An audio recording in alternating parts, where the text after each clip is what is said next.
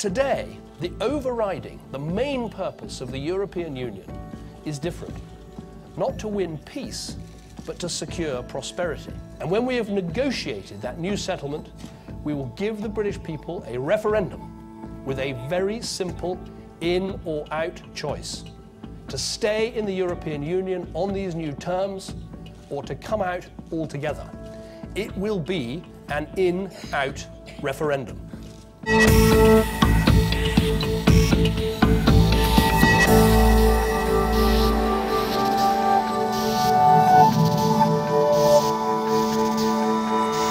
Well, a few speeches by recent British Prime Ministers have been so trailed, so expected and so frequently postponed than the one that the Prime Minister made over the question of Europe. And that's for a very good reason, because it's actually a huge gamble. It's a huge gamble on a variety of counts. The first one is the assumption that the British government seems to have that other countries in Europe will accept to reopen negotiations, some of them painstakingly put together over years of arrangements such as workers' rights, but also over the jurisdiction of European courts, which is a highly sensitive minefield if it is to be reopened. There's no evidence, at least for the moment, that other European countries want to reopen the negotiation. And the second gamble is that it would backfire at home.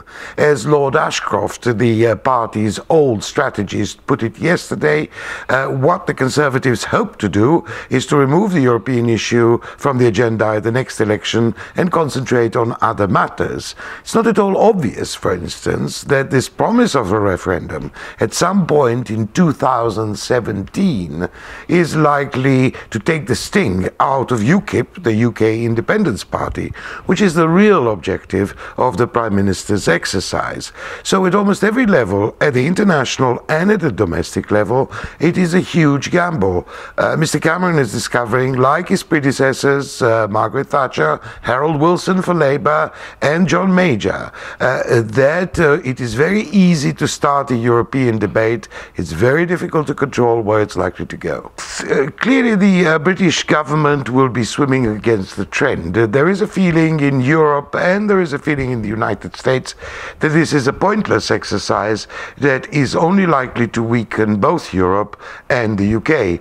Some of the comments from Philip Gordon, the Assistant US Secretary of State, about Britain are clear warnings that Washington is not looking favorably upon this exercise. However, it's important to remember that a lot of the American thinking about what Britain does in Europe or what Europe as a whole could do is, quite frankly, lazy thinking. There hasn't been a lot of strategic thought in Washington about Europe. There's also a rosy view of what Europe could do together, which every single time, including lately in Mali, can very easily be disappointed. So I don't think that the criticism from across the Atlantic will be serious, sustained, or indeed very important for the British government. The key question is whether the British government could gain any European allies. And here the picture is murkier. It is possible that the Germans will try to give the British government some concessions, mainly because there is a growing realization in Europe that Britain, were Britain to leave the European Union, there will be a catastrophe for the European Union as a whole.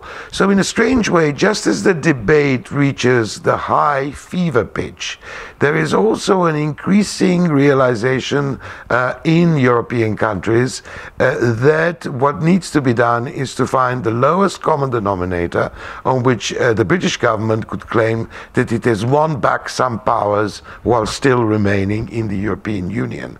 The real danger about this is that this is the moment when the European Union should be talking about economic reconstruction and economic recovery, not be plunged into another tedious and fairly irrelevant debate about the allocation of decision-making powers. It's not at all clear that the initiative, which ultimately is political and concerns very more the sort of bureaucratic decision-making powers in Brussels, would have any influence over the British military posture in Europe.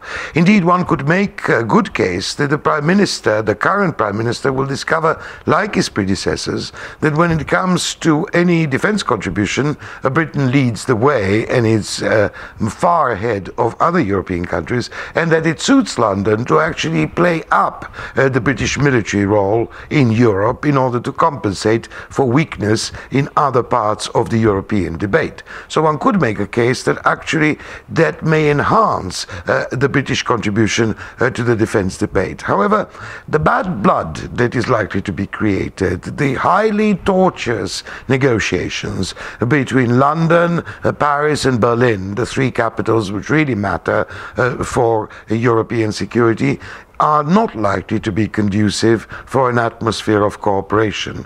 And a British Prime Minister terrified of raising the Europe question with a capital E is not a very good backdrop for initiatives on defence policies.